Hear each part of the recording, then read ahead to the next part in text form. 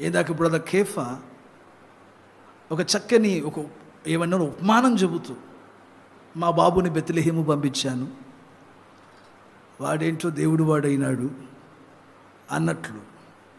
మరొక తండ్రి కూడా వాపోతూ మా బాబును కూడా బెత్లెహేమును పంపించాను, వాడు కూడా యేసు ప్రభు శిష్యుడైనాడు అన్నట్లు, లేకపోతే దేవుని శిష్యుడైనాడు అన్నట్లు. వీళ్ళందరూ కలిసి ఒక రబీ దగ్గరికి వెళితే రబీ కూడా నా బాధ ఏం చెప్పమంటావు, నా బాధ కూడా అదేనన్నట్లు. వీళ్ళందరూ కలిసి దేవుని దగ్గరికి వెళ్తే దేవుడు కూడా ఏమన్నాడు చెప్పండి, నాకు ఉన్నది ఇతడొక్కడే, అయితే ఆ ఒక్కడిని కూడా ఇవ్వడానికి నేను వెను తీసుకోలేదు. లోతు, నీకు 2 పిల్లలు ఉన్నారు కదా, ఏం చేద్దామని.